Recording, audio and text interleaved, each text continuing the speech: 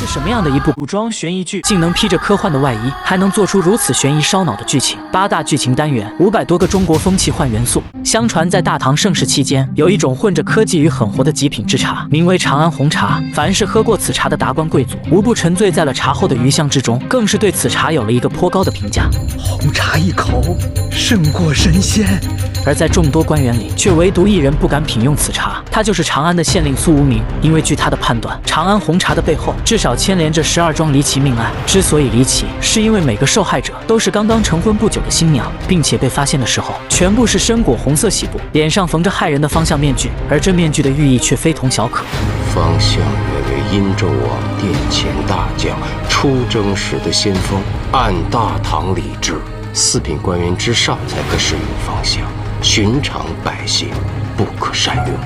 为了查出真相，苏无名找到了刚死不久的女尸家属，而在死者的弟弟口中得知，在新娘出嫁的当天，他是亲自陪着姐姐前往的男方家中。可谁知中途出了变故，护送车队的马儿突然受到了惊吓，带着新娘不要命的就飞奔了出去。等再次找到姐姐的时候，就已经是惨死成了这副模样。然而奇怪的是，弟弟虽然没有看到凶手，但却一口咬定凶手就是新郎，还口口声声说新郎是个败类。苏无名察觉出了不对，于是又走访了新郎的家里，果然发现了一些可疑的地方。虽然在结婚的当天，新郎就在家中没有出去，也不存在杀人的作案时间。然而苏无名却发现，在新郎的食指和中指上长着常年打牌之人特有的老茧，这说明新郎是个极不可信的好赌之人。苏无名没有出声，也没有当场抓他审讯，而是派人暗中盯着新郎，查看他是否有接触可疑之人。果然不出所料，新郎当晚就跑去了赌场寻欢。可就在他回家的时候，突然有2个大汉截住了他，想要抢走他的钱财。新郎慌忙逃窜，不料在逃跑的过程中碰到了守卫军。因为长安夜里宵禁，不允许任何人在深夜出行，而新郎越害怕就越想逃跑，结果当场就被守卫军给射杀了。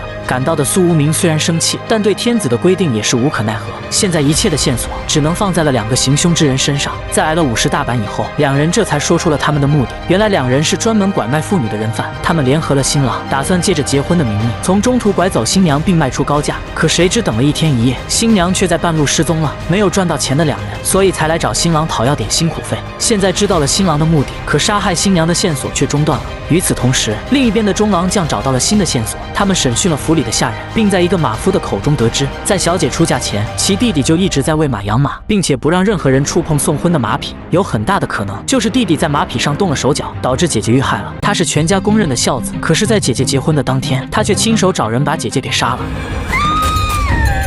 因为姐姐要嫁给一个烂赌鬼，弟弟不同意，于是找了一位高人想破坏这桩婚事。高人对弟弟说，只要在姐姐出嫁的当天，找机会惊扰车队的马匹，将姐姐带离其他人的视线即可，剩下的会由他处理，还姐姐一个幸福的生活。弟弟信了，可没想到再次见到姐姐的时候，已经是惨死在了荒郊野外。等他想报官抓人的时候，一切都晚了，弟弟也被奸人害死在了房屋里，和姐姐一同含冤而死了。虽然线索被奸人处理得干干净净，但凡事没有不透风的墙。据府里的一位丫鬟说，她亲眼看到少爷去了鬼市，找的一位叫殷十郎的高人帮忙，而这个殷十郎很可能就是杀害小姐和少爷的罪魁祸首。苏无名没有犹豫，当即就决定要夜探鬼市。不过他去鬼市还有另一个重要目的，在死去受害者的身上，苏无名闻到了一股特殊香料，这种香料不仅极其稀有，甚至还能让尸体长期不腐，做到美容养颜的特殊功效。苏无名剪下了一块染有香料的红布，想到鬼市找香料的线索，随后就和管家赶往了鬼市。在外人看来，鬼市里大多都是杀人放火、穷凶极恶之人，然而苏无名却不这么想。早年他随恩师狄仁杰来过此地，发现这里只是一些无家可归，为了生活不得已走向歪路的可怜之人。2人很快找到了殷十郎的店铺，仅是门口的牌匾就不难看出，此人是极其的自信。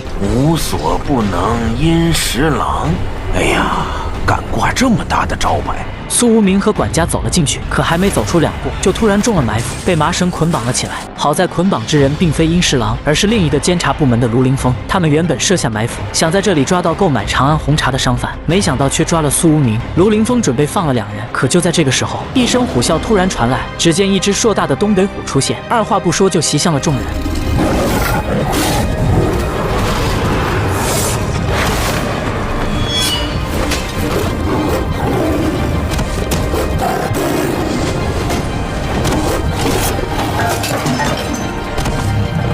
眼看不是对手，其中一个手下跳窗就跑了出去。卢凌风也想紧随其后，可就在要跳窗的刹那，苏无名急忙拦住了他。不要跳窗！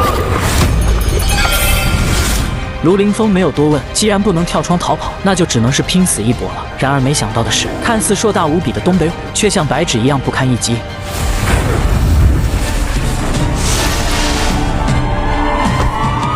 危险解除后，苏无名这才有空解释了原因。此地人烟众多，是漂泊之人的聚集之地。若此地真有如此大的老虎出现，肯定早就无人居住了。眼前看到的老虎，不过是对方使用的幻术罢了。而对方的目的，肯定是想让我们顺着他的思路逃跑，最后葬身在陷阱之下。就像这样。眼看暗杀没有得逞，隐藏在背后的阴侍郎直接选择了逃跑。他平常会伪装在一副面具之下，但其真正的样貌却是一个倾国倾城的绝色美女，人送外号11娘。不过真正危险的人却不是她，而是她旁边的领头之人。如果一切计划进展顺利，那她以后跺跺脚，撼动整个皇室都不在话下。很少有人知道，这种混着科技与狠活的长安红茶，其实是由人血制造出来的，并且里面包含着一种材料，是西域特有的迷幻草，就如毒品一样混在茶里，喝完后让人飘飘欲仙，并且会产生极强的依赖性。苏无名发现了其中的诡秘，他把事情告诉给了大唐军官卢凌风，准备一起前往鬼市查封贩卖红茶的源头之地。然而奇怪的是，自从卢凌风接触红茶以后，大将军就撤走了他的兵权，不允许他再动用皇室兵力，好像是在害怕着什么。没有办法，卢凌风只能借用了苏无名的衙役，虽然他们身手一般，但好在是人员众多，也能带出去冲冲场面。然而让卢凌风没有预料到的是，对方还隐藏了不少实力。就在他们来到鬼市，找到了11娘的店铺，准备动手抓11娘的时候，突然冒出了2个大金刚，死死地把众人挡了下来。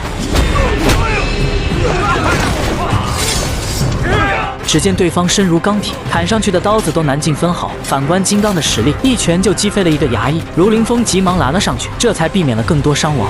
今无畏在此，闲杂人等，退后！还是大伙一起上吧。一群废物，都给我退出去！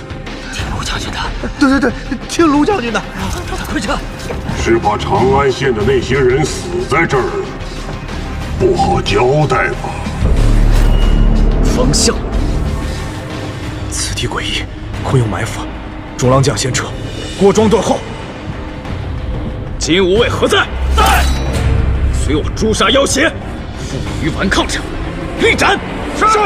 虽然衙役们出去了，留下了身边的几位亲信高手，然而面对金刚的不坏之身，众人依然是有些束手无策。不过卢凌风却发现，他们在攻击的时候，金刚总是刻意避开了眼部位置。看来这2人的弱点就是在眼睛上了。